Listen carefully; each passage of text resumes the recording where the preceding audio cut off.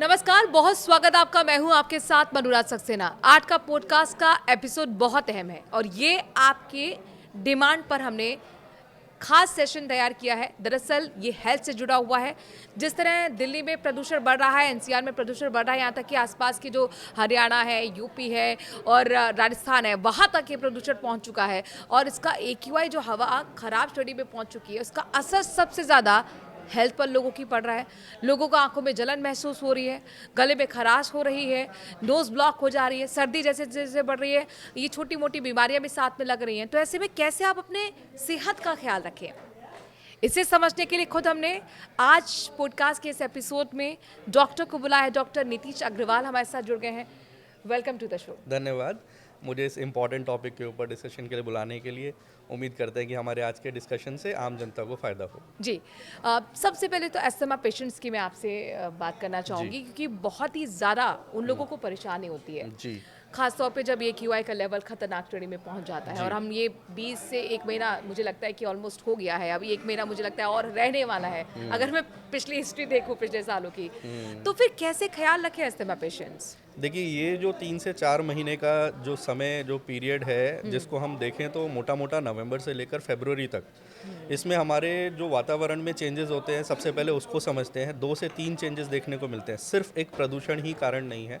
Definitely प्रदूषण बहुत बड़ा कारक है, बट उसके साथ में हवा में नमी की कमी होना, खुश्क हवा का होना, टेम्परेचर का नीचे जाना, ये तीनों चीज़ें मिलकर, और साथ में हमारा पोल्यूशन, ये तीनों चीज़ें मिलकर सांस में जो हम हवा अंदर खींच रहे हैं लगातार, जिसके बिना हम नहीं जी सकते और 24 घंटे हमें उसी हवा में रहना है।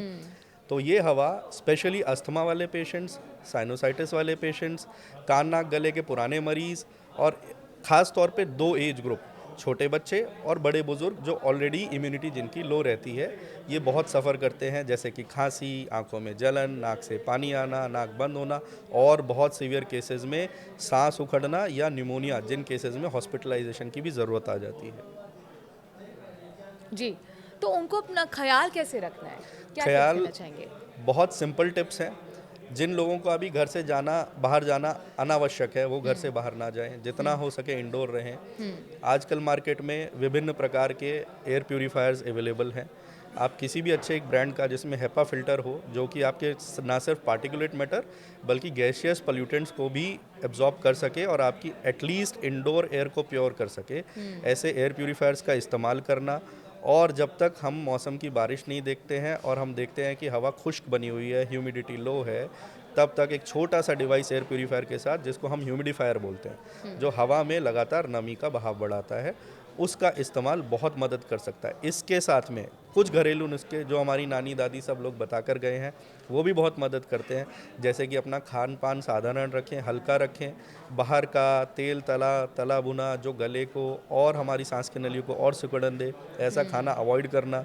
डेली रात में एक छोटी सी हैबिट, स्टीम लेकर सोना, प्लेन पानी की भाप मुंह से नाक से डेली लेना, ये चीज़ें बहुत हेल्प करती हैं। और साथ में घर के अंदर जितना हो सके प्रदूषण का लेवल कम रखना। वो कैसे रख सकते हैं? जी। अगरबत्ती, धूप बत्ती या किचन के फ्यूम्स, इनको जैसे भी हो एग्जॉस्ट चलाकर, या इन चीज़ों का इस्तेमाल ना हो जो अवॉइडेबल हैं, जैसे कि अगरबत्ती, धूप बत्ती, ये हम धुआं अपने आप से क्रिएट ना करें अपने घर के अंदर। साइनोसाइटिस के जो पेशेंट्स हैं, उनके लिए आप क्या टिप्स देना चाहेंगे? चूँकि ज़ाहिर तौर पर लोगों को, चूँकि आप ENT स्पेशलिस्ट जी हैं नितिन जी जी, जी। तो इसलिए मेरा सवाल है कि लोगों को बहुत ज़्यादा खराश इस वक्त महसूस हो रही है। हम्म। अभी मौसम का आप बदलाव कह लें या फिर प्रदूषण का कारण जी असर देख लें? जी। साइनोसाइटिस को पहले समझ लेते हैं। साइनोसाइटिस अगर हम बोलें आम जनता की समझ के लिए, तो साइनोसाइटिस मतलब चेहरे के ऊपर कुछ खोखली हड्डियां नेचर ने बनाई हैं, जी। प्रकृति ने बनाई हैं, जिसका काम है कि हमारे जो भी हम हवा इनहेल करते हैं, अंदर सांस में भरते हैं, वो हवा को ह्यूमिडिफाई करना, उसका टेम्परेचर रेगुलेट करना, और उसके साथ में आने वाले फॉरेन बॉडीज यानी डस्ट पार्टिकल्स और बाकी माइक्रोब्स को फिल्टर करना। तो नाक के अंदर लगातार एक म्यूकस की लेयर, यानी कि पतला जो चिपचिपा पदार्थ जो नॉर्मल नाक में भी बनता है, वो बनाते रहना। बट जब ऐसा प्रदूषण का माहौल होता है, तो एलर्जिक राइनोसाइनोसाइटिस, यानी कि एलर्जी से होने वाला नाक, और नाक के साथ साइनस के इन्फेक्शन और एलर्जीज बहुत कॉमन हो जाते हैं। जिसकी वजह से कैसी समस्याएं फेस करते हैं लोग फेस करते हैं नाक ज़्यादा बहना, कभी पतला पानी जैसा आना, कभी गाढ़ा बलगम आना, कभी लगातार छींके आना और कभी नाक इतनी बंद हो जाना कि सोने में और बात करने में परेशान होना, मुंह खोलकर सांस लेना। इसी के साथ साथ मैं एक चीज़ और जोड़ना चाहूँगा कि बच्चों के अंदर इसका असर ना सिर्फ नाक में बल्कि चेस्ट में और साथ में कान तक भी देखा जाता है। तो साइनोसाइटिस अगेन एक उसकी कोई किस तरीके की सिम्टम्स है? सिम्टम्स अगर देखें तो बच्चों में खास तौर पे खर्राटों का बढ़ जाना, बच्चे का मुंह खोलकर सांस लेना और बच्चे को बार बार कोल्ड जैसे सिम्टम्स होना, कभी खांसी के रूप में और कभी नाक बहने के रूप में। इस तरीके की समस्याएं देखने को आमतौर पर मिलती हैं। जी। लेकिन जो हम रेगुलर देख रहे हैं आसपास लोगों को भी, मतलब अपने ऑफिस प्रेमिसेस में भी, अपनी सोसाइटी में भी लोगों की इस टाइम पे नोज बहुत ब्लॉक हो रही है, ये हाँ नोज जी, रन हो रही है। हाँ जी। तो उनके लिए आप क्या टिप्स देना चाहेंगे, हेल्थ टिप्स, जो कि इस वायु प्रदूषण में कम से कम उनको थोड़ी राहत दे पाए? बिल्कुल। तो अगर आप बाहर जाना आपका आवश्यक है, तो बाहर जाएँ और कोशिश करें कि नाक और मुँह पर मास्क रहे जब भी आप बाहर जा रहे हैं। अगर आपको N95 मास्क उपलब्ध है, तो वो अच्छा है, नहीं तो कोई भी एक साधारण डबल ट्रिपल लेयर जिसको 2 प्लाई 3 प्लाई मास्क बोलते हैं, वो भी अगर आप लगाते हैं तो काफ़ी हद तक आप पार्टिकुलेट मैटर पॉल्यूटेंट से बच सकते हैं। साथ में घर आकर भाप का लेना, जिससे कि हमारी सांस की सिकुड़ी हुई नलियाँ, नाक के अंदर जमा हुआ बलगम, ये सब क्लियर हो जाए। और साथ में हमें खान पान अपना रेगुलर रखना और सिंपल रखना। और एक ज़रूरी बात, गुनगुना पानी सिप करते रहना, हाइड्रेटेड रहना, हमेशा शरीर के अंदर नमी का तापमान बनाए रहना, ये भी बहुत तो इस मददगार है। वक्त अगर आप गुनगुना पानी लेंगे तो बेहतर होगा आपके लिए। बेहतर होगा, गला और नाक के लिए हमेशा बेहतर जी। होगा। और कोरोना के टाइम पे हम लोगों ने मास्क लगाने की आदत डाली जी, थी, वो जी। फिर से गायब हो गई। मुझे लगता है उसको फिर से हमें अडॉप्ट करना पड़ेगा। देखिए, जैसे माहौल में हम रह रहे हैं हमें ढलना होगा। हाँ। मास्क हमारी आज ज़रूरत है, मजबूरी है, जैसे भी इसको बोलें। तो अगर इसको लगाते हैं और बचाव रखते हैं तो हम आगे आने वाली समस्याएं से बच सकते हैं, जैसे अस्थमा डेवलप ना हो आने वाली एजेस में, निमोनिया में कन्वर्ट ना हो, छाती के अंदर अच्छा। बहुत बलगम ना जमे। तो कोई भी एक्सेसिव पोल्यूटेंट यानी कि अधिक मात्रा में पोल्यूटेंट अगर सांस के रास्ते जाएगा तो बॉडी उसको निकालने के लिए रिएक्शन देगी, या तो खांसी के रूप में या फिर ज़्यादा बलगम बनाकर। जी। तो अगर हम उस पोल्यूटेंट को जाने से ही रोक सकते हैं तो हम काफ़ी हद तक बच सकते हैं। अच्छा, इसमें आप क्या टिप्स देंगे? क्योंकि अपने आप को वार्म अप करने के लिए कहते हैं कि आधे घंटे तो कम से कम एक्सरसाइज कीजिए। जी। तो क्या वो बाहर जाके कर सकते हैं, पार्क में मॉर्निंग वॉक कर सकते हैं, या वायु प्रदूषण में आपको लगता है कि वो घर पे हो तो बेहतर होगा? बहुत अच्छा कहीं बाहर सवाल है। जाके हम खुद को बीमार तो नहीं कर रहे हैं एक्सरसाइज बहुत के अच्छा नाम पर? सवाल है। बिल्कुल सही कह रहे हैं। स्पेशली अर्ली मॉर्निंग आवर्स यानी कि सुबह के 6, 7, 8 बजे तक का समय है और रात में 6, 7 बजे के बाद में जब हमारा टेम्परेचर भी और नीचे की तरफ चलता है, उसी समय पोल्यूटेंट्स का भी असर ज़्यादा देखने को अच्छा, मिलता है। एक्टिव हो जाते हैं। हाँ जी, एक्टिव नहीं हो जाते हैं ड्यू टू द डेंसिटी, यानी कि तापमान कम होने से डेंसिटी बढ़ जाती है डेंसिटी बढ़ पोल्यूटेंट्स की। जाती है। और इसीलिए इस समय पे यही हमारा एडवाइस रहेगा कि जो भी लोग व्यायाम या कसरत करते हैं वो घर के अंदर ही स्पॉट जॉगिंग, योगा, व्यायाम, इसी के ऊपर फिलहाल फोकस करें और बाहर जाना अवॉइड करें। जी। क्या ये वायु प्रदूषण का असर कान पर भी पड़ता है? बिल्कुल पड़ता है। अब इसके पीस को समझने के लिए एक छोटी सी बात समझते हैं कि वन एयरवे वन डिजीज़ एक बहुत पुराना कंसेप्ट है, जिसका मतलब है कि हमारा सांस का रास्ता अलग अलग नहीं है। नाक पहला पॉइंट है, टच पॉइंट हमारा एनवायरनमेंट के साथ। उसके बाद में नाक के बाद साइनस, गला, सांस की नलियाँ और चेस्ट, और नाक से अंदर से ही जुड़ी है एक नली से कान।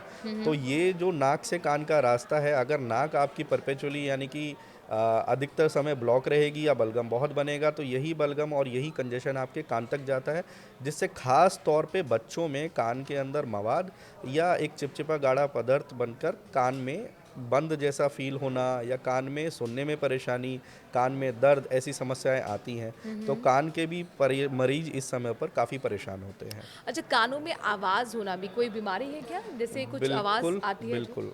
अगर कान में आवाज़ आने वाली बीमारी की बात करें तो इसको मेडिकल टर्म्स में हम लोग टिनिटस बोलते हैं। ओके। और टिनिटस का मतलब है कि कान में कुछ ऐसी आवाज़ें आना, जैसे कि सीटी, घंटी, जिससे मरीज़ का सोना, काम करना और मानसिक संतुलन भी खराब होता है। मानसिक सेहत पे भी फ़र्क पड़ता है। ज़ाहिर सी बात है, अगर कान के पीछे बलगम भरेगा, पर्दे पे सूजन आएगी, कान में कंजेशन होगा, तो ये भी कभी-कभी एक लक्षण की तरह उभर कर आता है।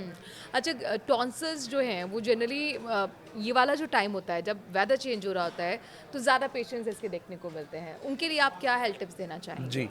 इस समय पर जो हमें टॉन्सिल्स और टॉन्सिल्स के साथ एक दूसरे टॉन्सिल्स भी होते हैं जिनको हम नेजोफेरेंजियल टॉन्सिल यानी कि नाक के पीछे वाले टॉन्सिल या एडिनॉइड भी बोलते जी। हैं। खास तौर पे इनका बढ़ना, इनका साइज में बढ़ जाना और जिसकी वजह से नाक और गले का और नाक और कान का रास्ते का बंद होना, ये समस्याएं देखने को मिलती हैं। हालांकि इस तरीके के टॉन्सिल्स में आमतौर पर मरीज को गले में बहुत दर्द या बुखार की शिकायत नहीं, लेकिन गले में कुछ फंसा होना, अटका होना, सांस में परेशानी जैसी समस्याएं आती हैं। ये निगलने में कुछ हाँ प्रॉब्लम जी, रहती है। इसमें गुनगुने पानी के गरारे, भाप और गुनगुने पानी की सिप लेते रहना बहुत हेल्प करता है। बट फिर भी अगर आपकी सांस की समस्या इतनी बढ़ गई कि आप बैठ नहीं पा रहे हैं, मुंह खोलकर सांस लेना पड़ रहा है, रात में नींद डिस्टर्ब्ड है, तो हमेशा डॉक्टर से परामर्श लेकर आगे की चिकित्सा के बारे में जानना चाहिए।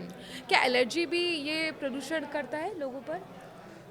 एलर्जी बिल्कुल, जो पुराने एलर्जी के मरीज़ होते हैं जिनको पॉल्यूशन के इस मौसम के अलावा भी एलर्जी की दिक्कत रहती है, तो ज़रूरी नहीं है उनको सिर्फ पॉल्यूशन से असर हो रहा हो। बहुत सारी चीज़ें ऐसी हवा में हमारे तैरती हैं जिनको हम बोलें तो किसी पोलन यानी कि पराग, पेड़ के पौधों के पराग, या फिर डस्ट माइट, धूल में होने वाले छोटे छोटे जीवाणु, कीटाणु, और इसके अलावा फंगस और बहुत सारे एनिमल डैंडर्स, और ये सारी चीज़ें हमारी हवा में रहती हैं। अगर कोई मरीज़ पहले से एलर्जी से ग्रसित है और परेशान है, तो उसको इस समय पे और ज़्यादा परेशानियां देखने को मिलती हैं। जी, तो उनको क्या टिप्स देना चाहेंगे? किस तरीके से वो अपने आप को बचा सकते हैं? जी, बचाव की तो हम ऑलरेडी काफ़ी बात कर चुके हैं। मास्क का प्रयोग, मास्क एयर फिल्टर मतलब का सबसे प्रयोग, प्रायोरिटी में है इस टाइम पे कि मास्क जरूर लगा के रखें जब आप मास्क बाहर लगा निकल कर रहे हैं। रखें। एयर प्यूरीफायर इंडोर्स हैं तो एयर प्यूरीफायर्स यूज़ करें अपने जी। ऑफिस में, घरों में। शाम को, रात को सोने से पहले एक दफ़ा भाप ज़रूर लें, 2 से 4 मिनट सादे पानी की। अच्छा, भाप में उसमें कुछ नमक या विक्स वगैरह डाल सकते हैं या फिर सादा? सादा भाप सबसे अच्छा है, क्योंकि कभी कभी जैसे लोग यूकेलिप्टस ऑयल वगैरह यूज़ करते हैं तो उससे एलर्जीज बढ़ने का भी चांस रहता है, क्योंकि ज़्यादा खुशबू की चीज़ें भी ट्रिगर की तरह काम कर सकती हैं। बिल्कुल। चलिए, बहुत बहुत शुक्रिया डॉक्टर, आपने हमें वक्त दिया धन्यवाद। और हमारे दर्शकों को तमाम सवालों का जवाब दिया जो इस जी। वक्त बेहद ज़रूरी थे। तो अपना हेल्थ का ख्याल रखिए और खुश रहिए। नमस्कार। नमस्कार।